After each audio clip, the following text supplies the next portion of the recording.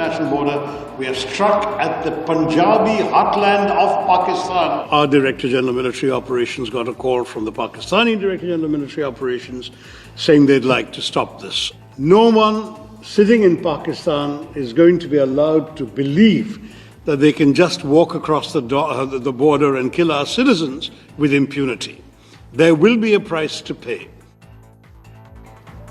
Now, there is a new controversy with the chief spokesperson of the Congress party, the head of the media department, Jairam Ramesh, coming out and saying that why are we sending all of these delegations? Why are we sending all of these MPs around the globe? They're also roaming around the globe, just like the terrorists who undertook Pahalgam. They're also roaming around and roaming free. That has led to a political controversy because clearly, members of parliament cannot be equated with the terrorists who are roaming free. He is, of course, valid in the question that he's asking as to why, even after over a month now since Pahalgam, why are those terrorists still not accounted for? Why have they still not been either apprehended or neutralized? That's a very valid question to ask, but to say or draw some sort of an equivalence by saying, wo bhi ghoom rahe hain or ye bhi ghoom rahe hain, some of those MPs who are part of these delegations have also seemingly taken offense to it. Let's listen into what Mr. Jairam Ramesh had to say, and then we'll open this up. कि ये जो पहलगाम के आतंकवादी हैं, उन्होंने 4 आतंकी हमले कराए हैं 18 महीने में। आज वहाँ यहाँ वहाँ घूम रहे हैं, हमारे सांसद भी यहाँ वहाँ घूम रहे हैं और आतंकवादी भी यहाँ वहाँ घूम रहे हैं। तो यही तो गंभीरता से हम ये सवाल पूछ रहे हैं, इन सवालों का जवाब नहीं देते हैं। बीजेपी सिर्फ कांग्रेस पार्टी को निशाना बनाती है। इनका हमला जो है कांग्रेस पार्टी पर है, आतंकवादियों के ऊपर होना चाहिए, पाकिस्तान पर कार्रवाई होनी चाहिए, आतंकवादियों को गिरफ्तार करना चाहिए। कांग्रेस पार्टी के साथ आपका राजनीतिक मतभेद है, पार्लियामेंट में बहस हो, चुनाव में बहस हो, पर रोज मिसाइल जो छोड़े जा रहे हैं प्रक्षेपास्त्र, वो कांग्रेस पार्टी के खिलाफ छोड़े जा रहे हैं। All right, so Mr. Jairam Ramesh saying that the attack should be against Pakistan, not against the Congress party. Why is the Prime Minister downwards launching these missiles on the Congress party? It should be launched on Pakistan.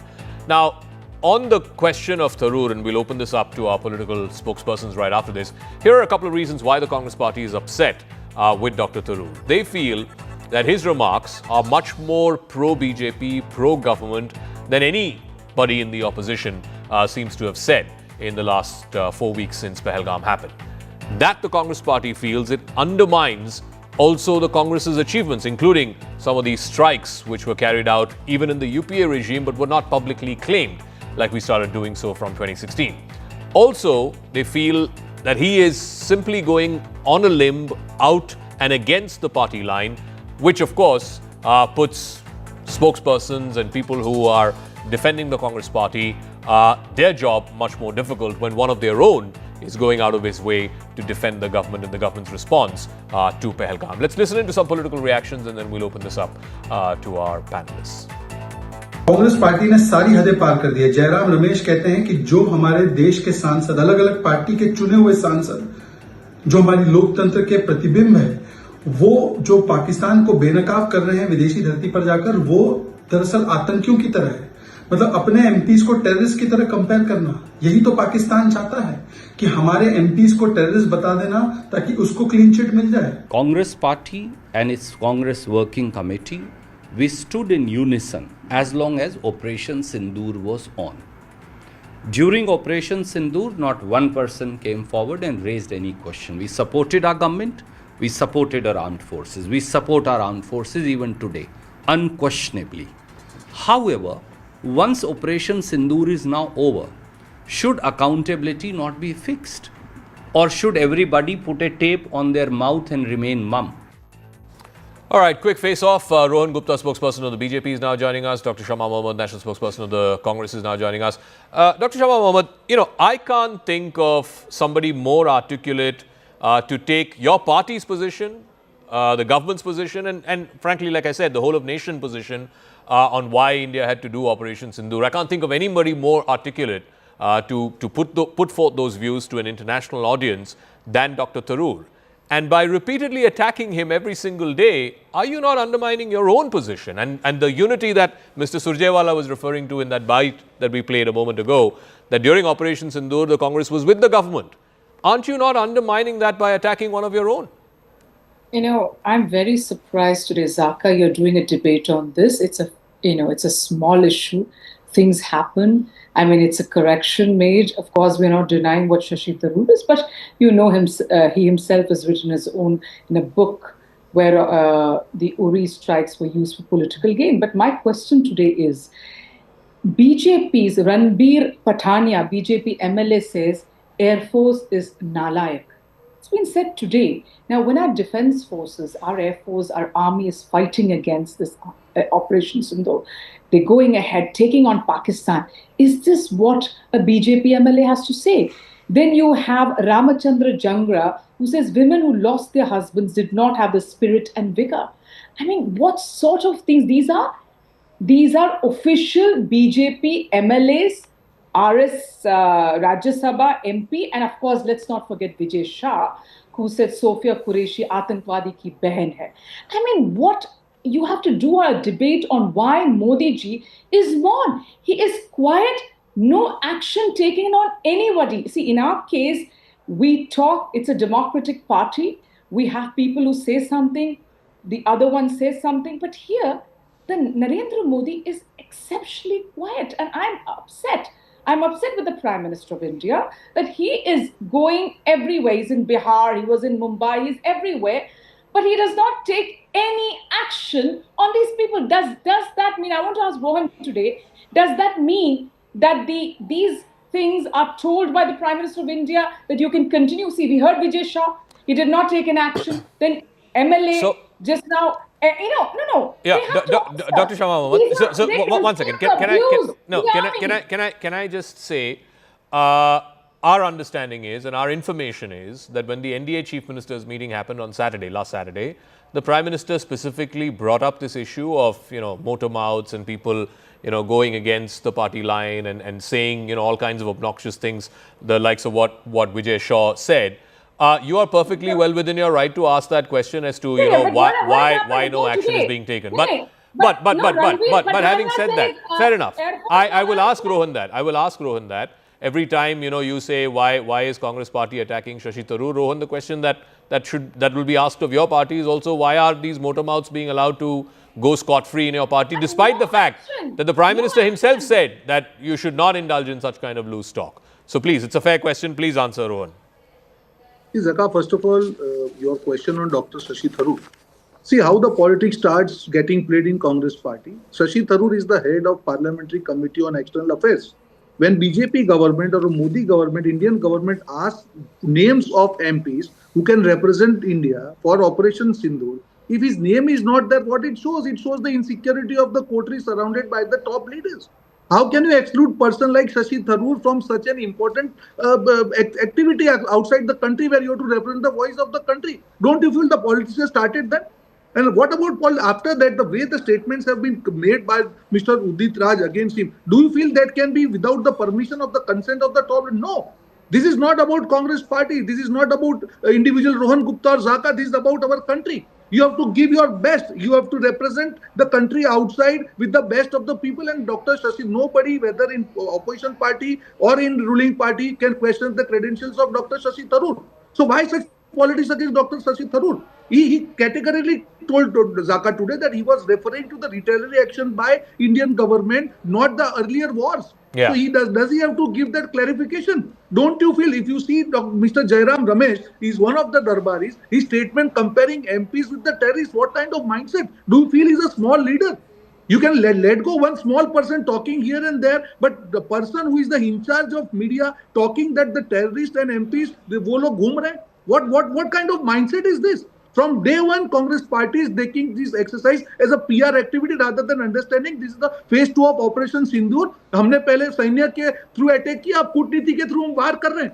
Okay, Dr. Sharma Mohammed, that's a fair question to ask. Mr. Ramesh is a very, very senior leader of your party, former minister in the UPA government, the head of your media department. For him to say, ये आतंकवादी भी घूम रहे हैं और हमारे MP भी घूम रहे हैं. I mean, what is this equivalence between MPs and Atankwadi? I'm just going to give me some time. He said one thing. He said insecurity. He didn't answer your question on those 3 RS member. a minister and an MLA. He did not answer it. One. Number two, is insecurity more important than catching the 4 terrorists? Where are those 4 terrorists? You have to answer to us. We got you Ajmal Kasab. We hung him. That's what the QPA did. That's what we do with terrorists. We catch them and we hang them. All right? We hung Afzal Guru. We catch them, we hang them. We investigate, catch those perpetrators. Now, you are not even telling us why this security lapse happened. Like Randeep ji just now said, where is accountability? That's one. Now, coming back to Jairam ji, what did Jairam ji say? What was the context? The context is there's going to be a special session of Parliament on the 25th and 26th of June because of emergency. No, but that's been denied. That's been denied. That has been denied. There is no special session of Parliament. Okay, but in the context, he said that, when he said that, we have been asking for such a session, we want answers. Who is accountable? Why security lapse? Article 370 was put in. What did Amit Shah say? Atankvad khatam hoga. Why is terrorism still there? Why did the rapid action force come for 45 minutes? No, but there? None of that, Dr. Mohammed, none of that is the same as saying Atangwadi bhi ghoom rahe hain aur hamare MPs bhi ghoom rahe hain. It's not the same thing. These are all valid questions which any opposition in a democracy should ask. And you should ask when Parliament session begins. It's beginning, by the way, end of June. So all of these questions you should ask. But to say hamare Atangwadi bhi ghoom rahe hain aur hamare MPs bhi ghoom rahe hain, come on. I mean, surely you know better than that. And surely Mr. Ramesh knows better than that. Zaka, here you don't ask questions to the BJP. Like he said, they have not taken action on Vijay Shah, but Mahmoodabad is in jail. In Haryana, he was arrested. For what? For nothing. Whereas Vijay Shah is roaming freely, and the Supreme Court has told the Chief Minister of Madhya Pradesh, "Aapne karwai kyun nahi ki? Why haven't you taken action on this matter?" Rohan, I'll ask that question again. You've not taken action against Mr. Shah or Mr. whoever this new gentleman is, the Rajya Sabha MP who said the women of Pahalgam did not fight back. Yeah. Zaka, you're not allowing me to finish. Okay, last point. I also have to wrap up, please. Can I just finish? Quickly. We asked questions regarding Jairam Ramesh. We asked questions. We have put trade embargo on them. And that's how a ceasefire came. This was said in the United States court. Okay, Rohan. Yeah, again, this question of ceasefire. I never wanted to again go there. But if they don't trust the Indian army, where the chief of the DGMO India clearly told on 11th that we received call from Pakistan DGMO at 3:35, and after that we agreed to stop this action. Still they are asking question to the army. Or फिर बोलते हैं कि Trump, what Trump? You are questioning the Indian army again. Shama, come on. Now you please listen. Yeah, please. Yeah. Thank you. I never spoke in between. Yeah. Shama. So my point is, again, you are questioning Indian army. See, Zaka, we need to understand. Our objective is one, as political parties or as an Indian, that in the time of Operation Sindur, we should be united and our voice should be same. If your statements are misused by Pakistan media and it is misused against the India, I think you need to think that there is something seriously wrong. Okay. Your media chief makes some statements that Atankwadi and this MPs, there's some parallels is wrong. There is seriously something wrong. Ajay Rai hangs the Rafale with Nimbu Mirchi. There is something seriously wrong. Udit Raj questions Shashi Tharoor's credentials. There is seriously something wrong with your narrative. Okay. Because of these issues, you are not able to get the all right. I got to wrap up. Rohan Gupta, Shama Mohammed, we'll leave it at that. But like I said, I mean, one thing is very apparent that Dr. Tharoor, particularly in the last 4 weeks since Pahalgam and then subsequently after Operation Sindur, has really put forth in the most articulate form India's position when it comes to why India carried out Operation Sindur. And it's really a tragedy that some of his own party members are attacking him for what he said. Politically, this could move in a very, very accelerated, almost kinetic manner once he comes back from that trip. We will keep an eye out for how that plays out. I want to move on now to the actuality of what happened. It's been 3 weeks since Operation Sindur. The military dust is certainly settling. India's operation not only demonstrated the military superiority, particularly air superiority when it came to Pakistan, there was also an unmissable technological referendum which favored New Delhi and its approach. Now, this is a validation of India's defense transformation, particularly its air defenses, which came really good in those 4 days between the 7th and the 10th of May. Pakistan is rattled. It has resorted to nuclear blackmail. It has tried to mask its losses. But India, time and again, reminds its hostile neighbor that any future act of terror will be treated as an act of war. Any halt in Operation Sindur is only a temporary pause until, God forbid, the next terror attack happens. That's the message that's been reiterated by the Prime Minister today. He was in Bengal as well as in Bihar. Let's listen. हमने आतंक के उन ठिकानों को तबाह किया जिनकी पाकिस्तान ने कल्पना तक नहीं की थी। जब सीधा युद्ध लड़ा जाता है तो उसकी हार तय होती है, उसका पराजय निश्चित होता है कि पाकिस्तान की सेना आतंकियों का सहारा लेती है। लेकिन पहलगाम हमले के बाद अब भारत ने दुनिया को बता दिया है, भारत अब आतंकी हमला हुआ, भारत पर आतंकी हमला हुआ तो दुश्मन को उसकी बड़ी कीमत चुकानी पड़ेगी। और पाकिस्तान समझ ले, 3 बार घर में घुस करके मारा है तुम्हें। तो आतंकवाद का कारोबार चलाना कास्ट इफेक्टिव नहीं है, बल्कि उसकी एक भारी कीमत अदा करनी पड़ सकती है। इसका अनुमान आज पाकिस्तान को हो चुका है। हमने पाकिस्तान के साथ अपने इंगेजमेंट और स्कोप ऑफ डायलॉग को रिकैलिब्रेट किया है। अब जब भी बात होगी, केवल आतंकवाद पर बात होगी, पीओके पर बात होगी और किसी दूसरे मुद्दे पर पाकिस्तान के साथ बात नहीं होगी। पाक ऑक्युपाइड कश्मीर के लोग वो हमारे अपने हैं, हमारे परिवार का हिस्सा हैं और हमें यह पूर्ण विश्वास है कि हमारे वो भाई जो आज हमसे भौगोलिक और राजनीतिक रूप से अलग हैं, वो भी अपने स्वाभिमान, आत्मा की आवाज़ और स्वेच्छा से भारत की मुख्य धारा में कभी न कभी जरूर वापस लौटेंगे। Now, on the 10th of May, India and Pakistan agreed to a ceasefire after the Pakistani DGMO dialed his Indian counterpart on the hotline, the only one of 2 hotlines that exist between India and Pakistan. That call came through eventually at 3:35, and that's when the ceasefire was agreed to. But the US President, Donald Trump, he's been claiming credit for brokering the ceasefire. It's a claim that he has repeated in the last 3 weeks, and it's a claim that India has outrightly rejected in all of those times that Trump has made that claim. Now the Trump administration has gone one step ahead. In a court filing that they filed on the 23rd of May, it was signed by 5 members of Mr. Trump's cabinet. They have filed in that court proceedings, in the court hearing, for the use of emergency powers to impose sweeping trade tariffs. The Trump administration has told a court in New York that India and Pakistan had reached a ceasefire only after the United States offered both countries access to trade. Now, this is patently, or at least we haven't seen any evidence of that, and India says this is patently wrong because in none of those conversations, the first conversation that Vice President Vance had with Prime Minister Modi on the 9th, and then subsequently on the 10th morning, the conversation that Secretary of State Marco Rubio had with Dr. Jaishankar, the External Affairs Minister, in none of those conversations did trade ever come up.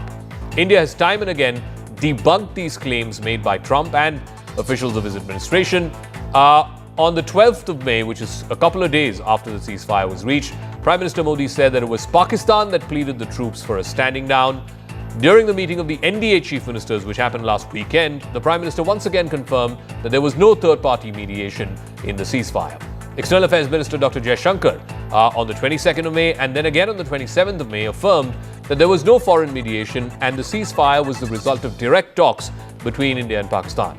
The Ministry of External Affairs has also reiterated that from the commencement of the operation, which was at 1 a.m. on the 7th of May, until the pause, which was at 3:30 p.m. on the 10th of May, whatever conversations happened between Indian and American officials, there was no discussion whatsoever of trade when those conversations happened. I would refer you to our position that was made clear on 13th of May. From the time Operation Sindur commenced on 7th May till the understanding on cessation of firing and military action on 10th May, there were conversations between Indian and US leaders on the evolving military situation. The issue of trade or tariff did not come up in any of those discussions. External Affairs Minister has also made clear that the cessation of firing was decided upon through direct contacts between the DGMOs of India and Pakistan. Now, Pakistan's nexus with jihad and these terror proxies, it's a well-known fact, but it's been exposed once again in the aftermath of Operation Sindur. This is not just a nexus between the Pakistan army and terrorists, but also Pakistani politicians who are involved. There are now visuals which show you yet again clear proof of how jihad is actually state-sponsored in Pakistan. Battered by India in the Operation Sindur, Pakistan celebrated what it called Yawm-e-Takbir in Gujranwala in Punjab to commemorate Pakistan's nuclear deterrence against India. Tala Saeed is the son of Lashkar founder Hafiz Saeed. He was present in this rally. It's a rally that happened in a place called Kasur in Punjab. These are exclusive visuals of all these terror groups, including the Lashkar-e-Taiba, the Jaish-e-Mohammed, all of them on one stage with politicians of Pakistan. All of this is happening in Gujranwala in Punjab. The video of Tala Saeed, the son of Hafiz Saeed, is only on CNN News 18. You can see those pictures. Tala Saeed is welcoming, if we can go to the second set of pictures, he's welcoming the Speaker of the Punjab Assembly. That is as mainstream a politician as you would get. He's welcoming the Speaker of the Punjab Assembly onto the stage along with other politicians who are also part of the Punjab establishment, the Punjab provincial establishment in Pakistan. Tala Saeed's presence is nothing but a consent from the army towards the globally proscribed terrorist that is Hafiz Saeed. The Pakistan army is celebrating these Pakistani jihadis, and that shows very clear links between the Pakistani state, the Pakistani army, and these terror proxies. There are more pictures of these terrorists, again at the Pakistani rally, with Pakistani netas as well as the Pakistani defense officials. You can see there, the ones who've been circled are these terrorists, and you can see politicians there. One of them happens to be the plotter of Pahalgam, Saifullah Khalid. His name is Kasuri, alias Kasuri. He's visible in these pictures. The army chief and the failed Marshal Asim Munir, both their posters, the posters of Asim Munir are seen behind this terrorist. You can see that in these visuals as well. The Pahalgam plotter had been in hiding for several days before this particular rally took place in Punjab.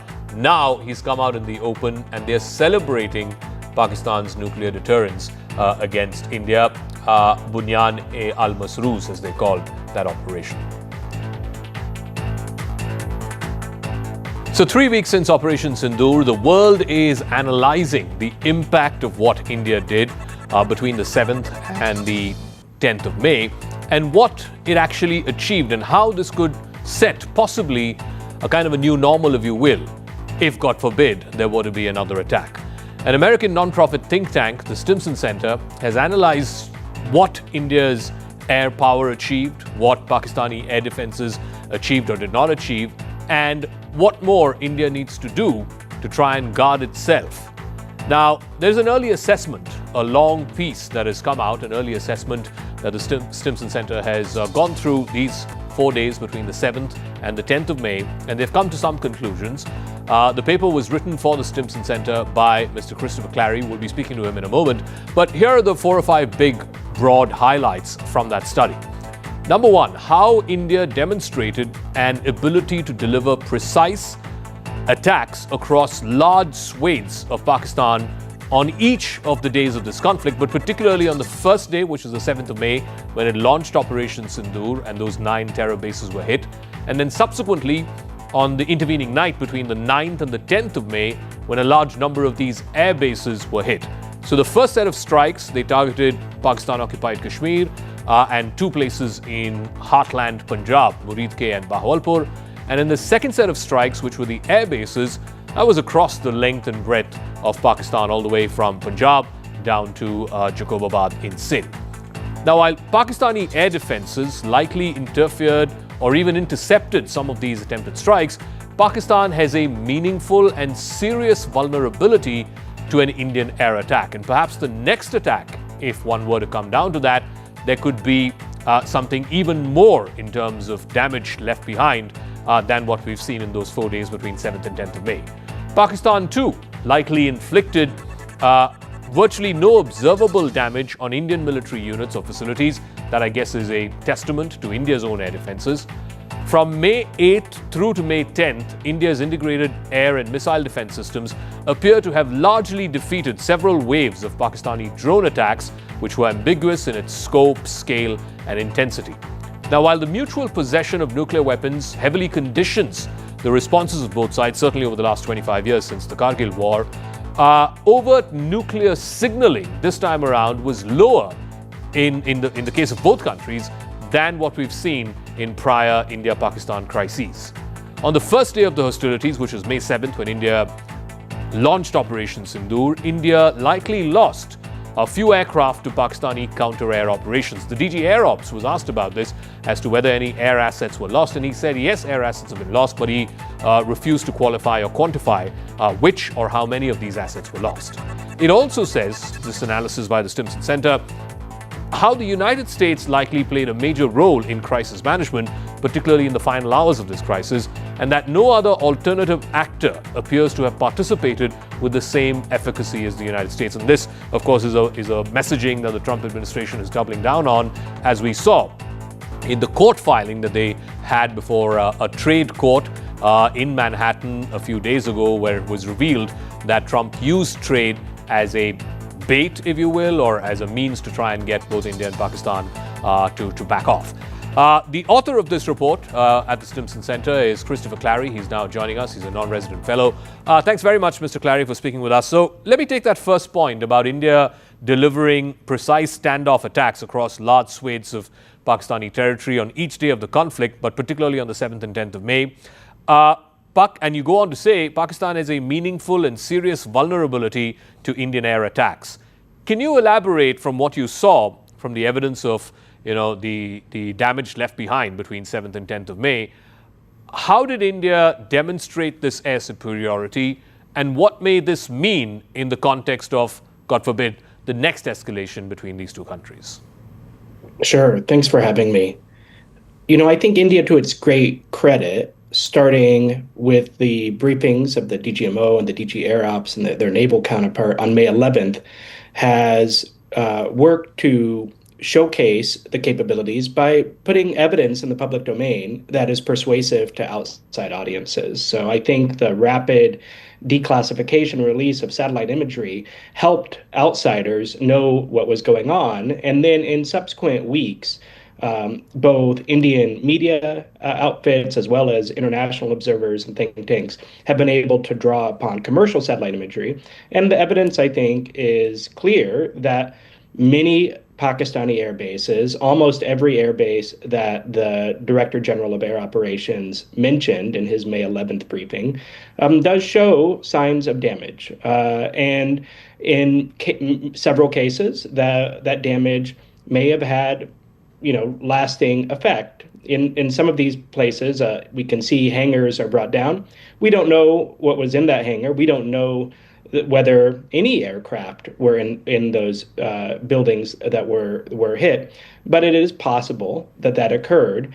And in other cases, India opted for temporary effects. When you put a crater in a runway, it seems like it will be devastating for the airfield, but militaries all around the world practice on repairing it. What it does do, it take that airfield out of commission for several hours, maybe even a day, and those aircraft that are based there are not able to get into the sky and cause troubles.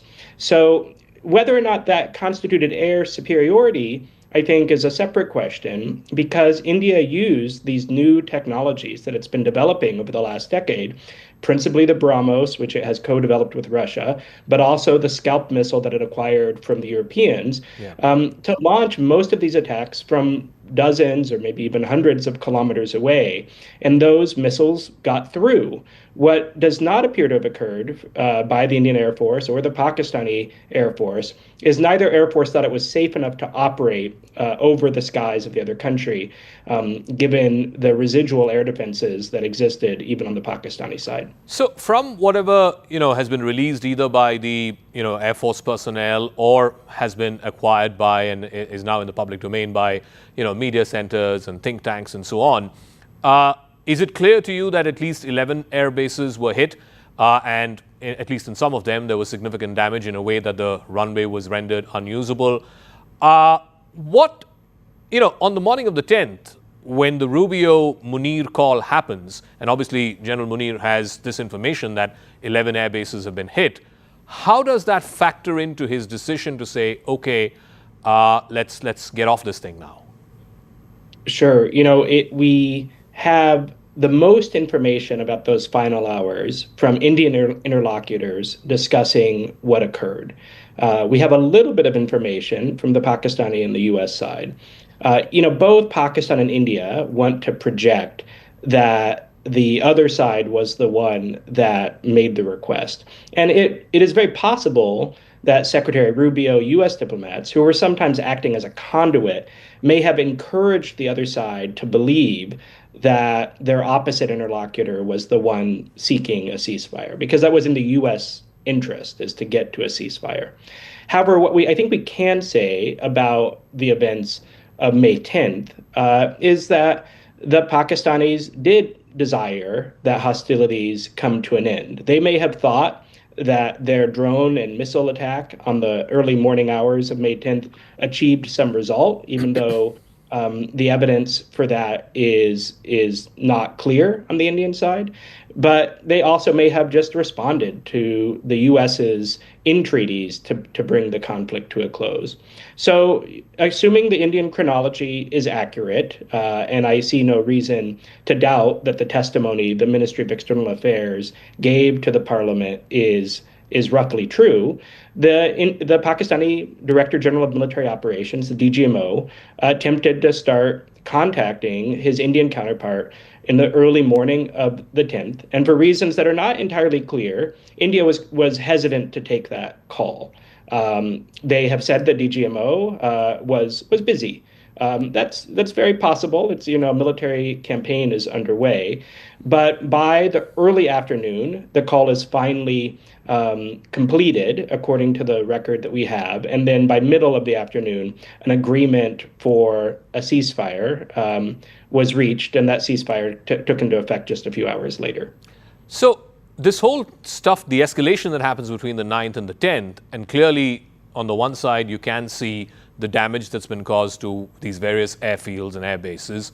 On the Indian side too, there has been damage, comparatively less compared to what the damage is in Pakistan. What does that say to you about the air defense systems of both countries? And again, if another war or a conflict or an escalation were to break out between India and Pakistan, especially something that you said in your previous answer, that aircraft on either side were perhaps hundreds of kilometers inside the line of control or the international border, does that dramatically raise the risk of further escalation if, God forbid, another terror attack were to happen and India decides to retaliate for that with some kind of reprisal action? I think India has some tough choices about what it would do if there was, sadly, the murder or a terrorist attack against Indian civilians in the future. You have seen credible Indian voices. I saw a piece by retired Lieutenant General Saini just a few weeks ago saying that India should try to be prompt and not necessarily expansive with future attacks. That's something we see Israel doing sometimes with just a quick hit, maybe even the night after an attack, to restore deterrence rather than a larger campaign such as India opted for in Sindoor here. So I think that is something the Indian military will have to consider. But, on both sides, they'll have homework to do. As you mentioned in your introduction, I do think the Indian Air Force may have lost assets on the first night, though the Indian Air Force has said all pilots, thankfully, came home. But that's an expensive lesson to learn, and India will have to, I think, did make operational changes that meant that we don't have evidence of additional losses on subsequent nights of the conflict. And then Pakistan, I think, will have to consider why there was not more visible damage on the Indian side. It may want to think about some systems that are closer and more equivalent to what the BrahMos and Scalp brought to the table. What about the air defenses on either side? Well, I think air defenses did work on the Indian side largely, especially against, I think, these cheaper drones that Pakistan deployed on the nights of the 7th and the 8th and into the beginning of the 9th. We don't really know, and I would encourage the government of India to perhaps reveal more about the types of drone systems that Pakistan used. There is a lot of debris of cheaper drones as well as some Turkish origin drones. Yeah. But the Indian government has said that larger systems were also used.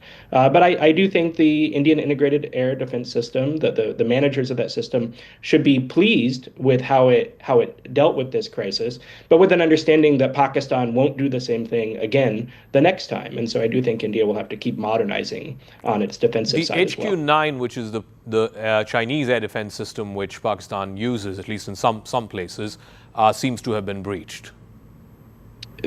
What I think is clear is the Pakistani air defense system was not able to stop these faster and stealthier cruise missiles that India had. We do see some debris of those missiles, in some cases short of a logical target. So the Pakistanis likely had some ability to intercept munitions that were going through their airspace, but it wasn't adequate, and especially as the conflict went on.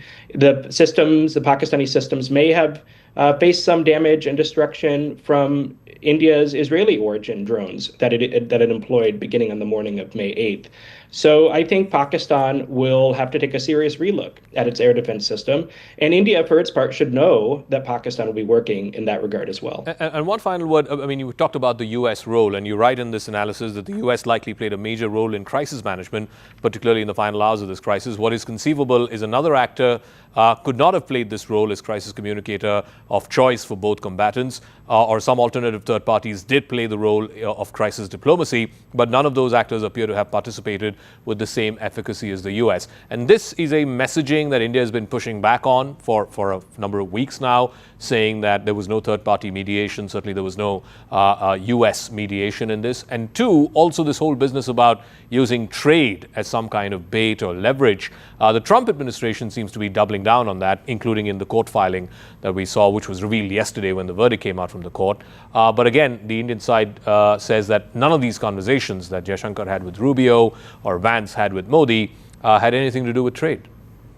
Yeah, I think this is a puzzle that we'll have to figure out, because the U.S. side and the Indian side are at some variance, and for the U.S. government to file something in court is not the same thing as a social media post. So there is some gravity there. I think there's also some confusion of why the Secretary of State said there had been talks agreed to at a neutral site, which is something the government of India also has said did not occur. So the only people privy to those phone calls are in the U.S. and Indian government, and while they are disagreeing about some of those facts, New Delhi more vociferously than Washington, we'll have to wait until some sort of more authoritative account comes forward that allows us to adjudicate between those rival claims. All right, Mr. Christopher Clary, thank you very much for your analysis and, of course, for your time given for this interview. Thank you indeed. Thank you.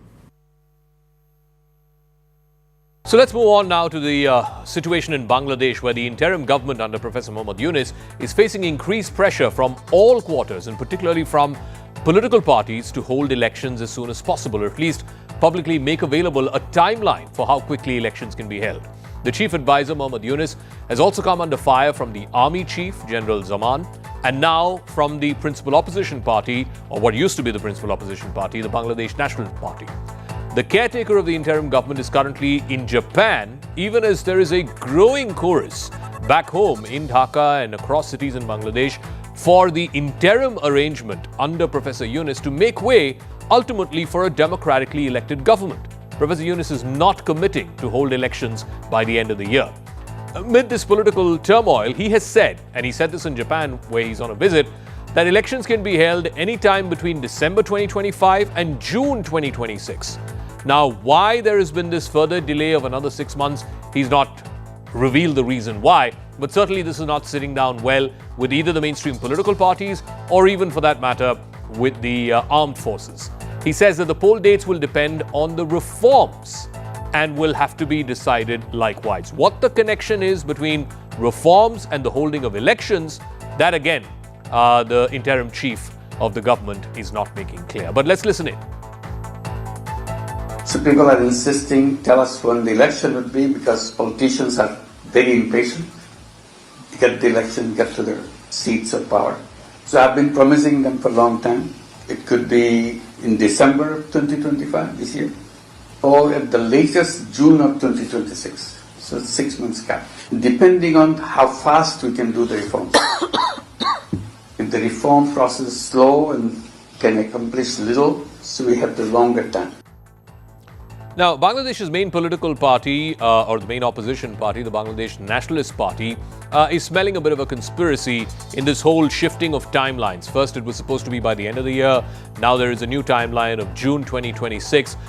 They are seeing this simply as a ploy to delay the polls further. Critics of the interim government also argue that the first half of 2026 is packed with public exams, there's Ramzan and Eid, all of which would complicate logistics, also fuel concerns which could delay and derail the democratic transition. In Bangladesh, the pre-monsoon storms also occur between March and April, followed by the monsoon itself, which is in May through all the way to September. During this time, cyclones often hit the country, and that disrupts holding elections at a time such as that.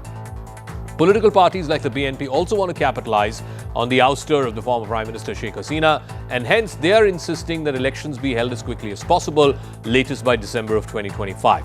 Fears are also being raised that Yunus is using this extended timeline as a tactic to manipulate the eventual outcome of the election in a way that is favorable to him and his own political ambitions, as it were. All right, shifting focus now in a major escalation of tensions between Washington and Beijing. In another blow to American higher education, the United States has planned to aggressively revoke visas for Chinese students. This was announced by the Secretary of State, Marco Rubio. The plan was met with strong opposition from China. It has lodged a formal protest with the United States over what it calls a politically motivated and discriminatory move. Let's listen in to the rationale. First, it was Harvard. Now it seems to be higher education en masse, and in particular, foreign students who come from China and students of Chinese origin who have any kind of link with the Communist Party of China.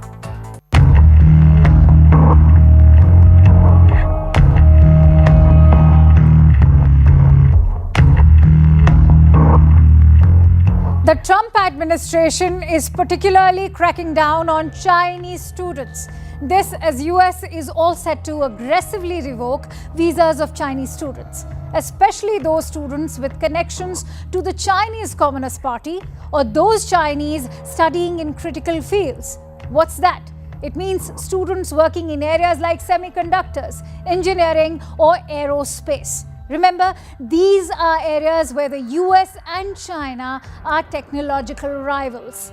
In fact, the US Secretary of State Marco Rubio announced a shock move in a post on X, also in a State Department statement. The statement is interestingly titled, "New Visa Policies Put America First, Not China." Rubio has added that the State Department was revising visa criteria to enhance scrutiny of all future applications from China. And that also includes Hong Kong. Remember, China is also at the epicenter of Trump's global trade war. And now, the decision to cancel Chinese student visas comes despite a recent pause in the US-China trade dispute. That means 3 lakh Chinese students in the US now face a sudden limbo. Why is that a huge hit to Beijing?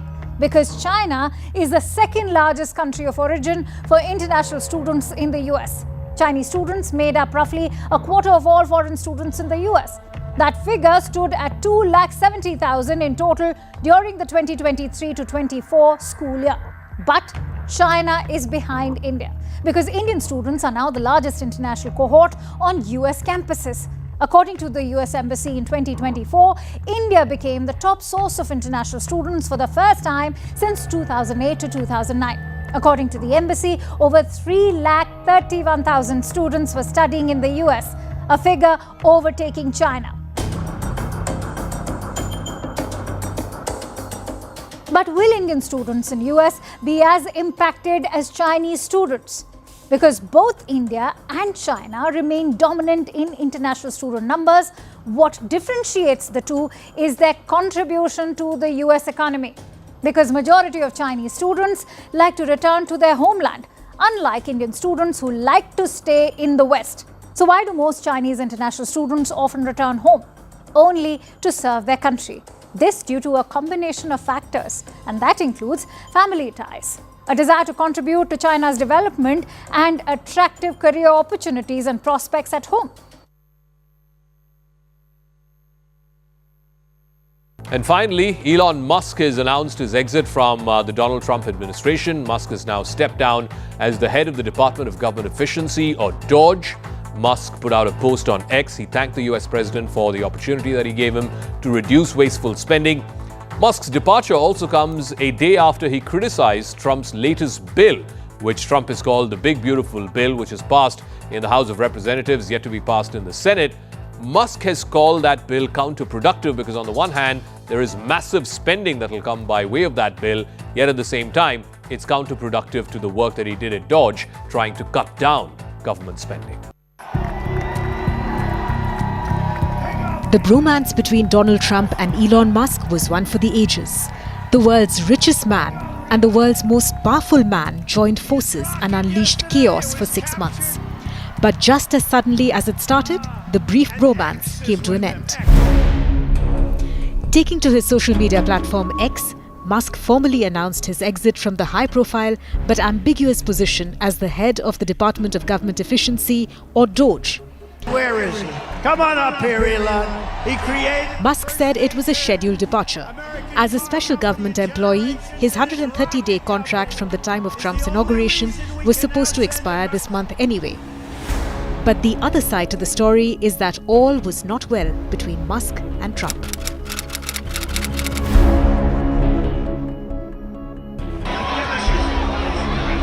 Musk officially endorsed Trump for president minutes after he came under fire in an attempted assassination at a rally in Butler, Pennsylvania in July 2024.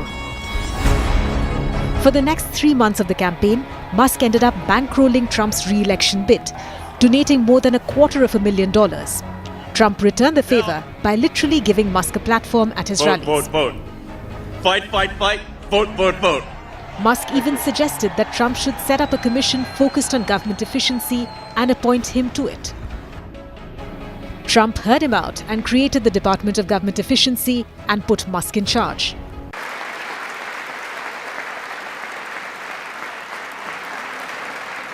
To further combat inflation, we will not only be reducing the cost of energy, but we'll be ending the flagrant waste of taxpayer dollars.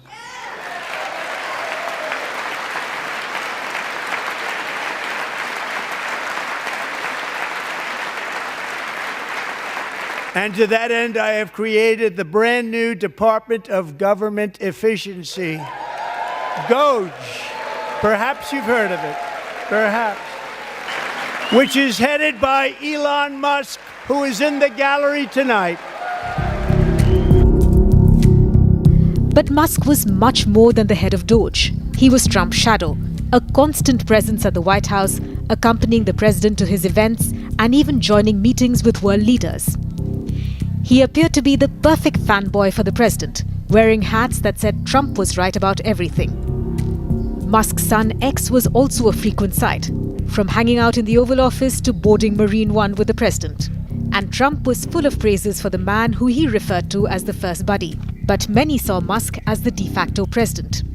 The whole room can say that very strongly. You've really been a tremendous help. You opened up a lot of eyes as to what could be done. And we just want to thank you very much.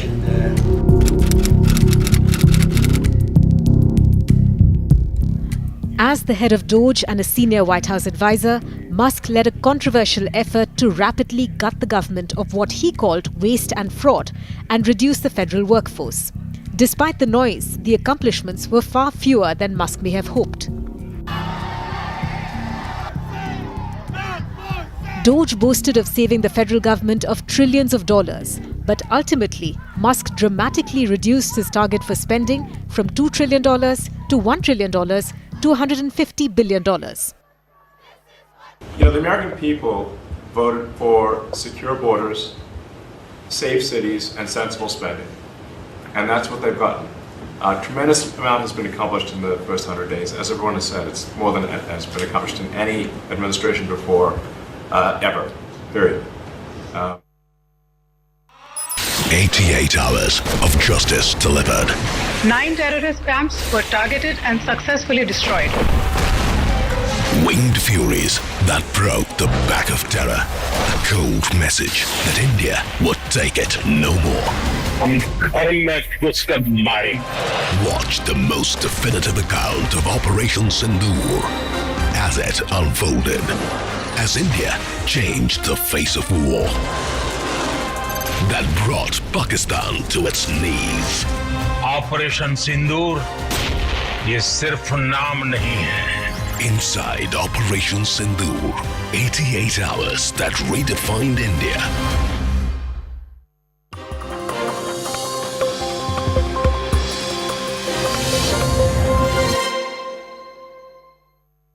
Co-presented by... This is News 18 Network.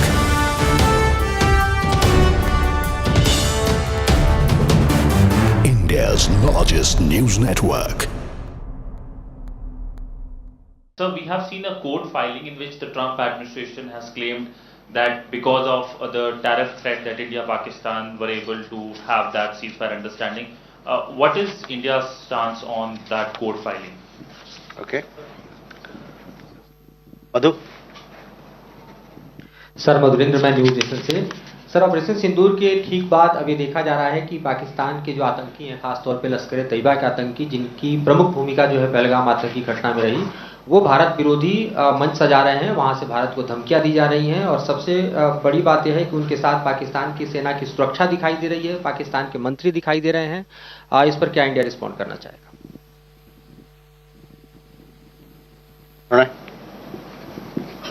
Sir, Pranay Upadhyay from India Today Aaj Tak. My question is regarding the 3 Indians who are missing in Iran, and this is yet another incident in last few months with Indians have gone missing, and there have been ransom calls. Is government of India aware about the fact that the ransom calls have been made from Pakistan and people have been asked to deposit money in Pakistani accounts? How are we taking up this issue, and what is the response from the Iranian side? Okay, Yeshi. This is Yeshi Seli from Business India. I have 2 questions. One is on the uncertainty and instability in Bangladesh. There was talk of Professor Yunus submitting his resignation, then he had an all-party meeting. Is that a point of concern? And secondly, you had mentioned in the last briefing that there is no update yet on whether PM Modi will go for the G7. But with the new Prime Minister, is there likelihood of restoration of diplomatic ties? What is the situation between India and Canada right now? Okay, so पहला सवाल उमा शंकर आपका है. देखिए जहां तक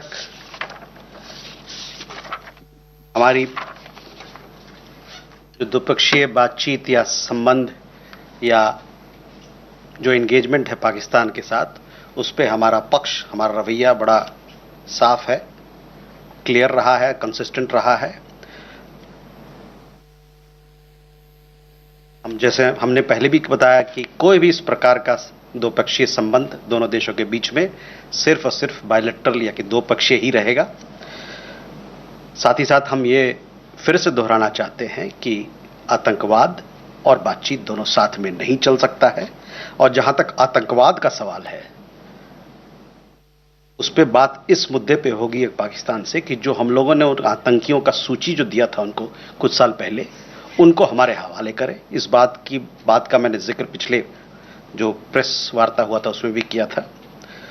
और जहां तक जम्मू कश्मीर का सवाल है उस पे जो बातचीत होगी द्विपक्षीय रूप से जो बायलैटरल ढंग से ही बात होगी, वो सिर्फ और सिर्फ इस बात पे होगी कि पाकिस्तान ऑक्युपाइड कश्मीर यानी कि पाकिस्तान अधिकृत कश्मीर को कब का जो पाकिस्तान उसको इलीगल तरीके से, अवैध तरीके से उस पर कब्जा करके बैठा हुआ है, वो उस पर बात होगी कि कब वो उसको खाली करेगा अपना अवैध तरीके से उस पर जो कब्जा है उसको। और जहां तक सिंधु घाटी, सिंधु जल संधि का, इंडस वाटर ट्रीटी का सवाल है, जैसा कि मैंने पहले भी कहा है और फिर मैं दोहराना चाहता हूं कि जब तक पाकिस्तान विश्वसनीय तरीके से अपना जो गतिविधि है आतंकवाद को बढ़ावा देने का, उसको जब तक नहीं खत्म करेगा तब तक ये संधि जो है अबेंस में यानी कि स्थगित रहेगा।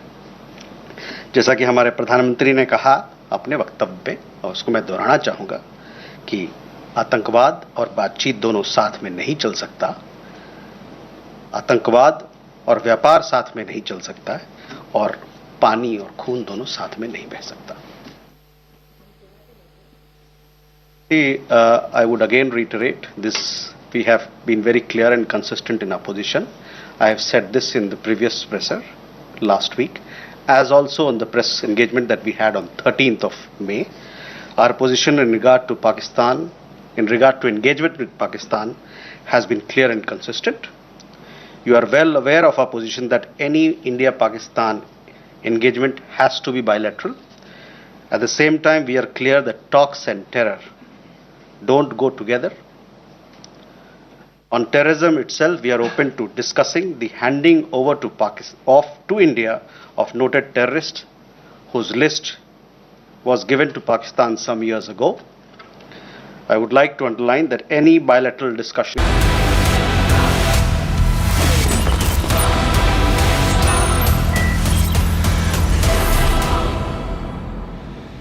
Viewers, you all know that the Modi government has sent 7 delegations comprising of MPs around the world.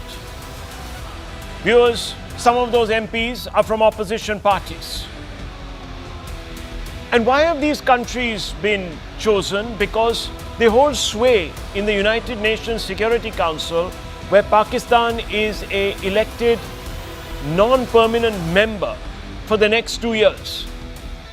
So, because India is not, Pakistan has an advantage of moving resolutions which might be anti-India, lobbying with other members to have them passed and embarrass India, damage India. Therefore, the idea, viewers, is to explain to these countries who are part of the United Nations Security Council as non-permanent members alongside Pakistan why they need to oppose any move by Pakistan to pass an anti-India resolution in the United Nations Security Council. There's another objective, and it is to tell these countries why they have to double down on putting Pakistan back on the international FATF sanctions grey list. Now, viewers, that's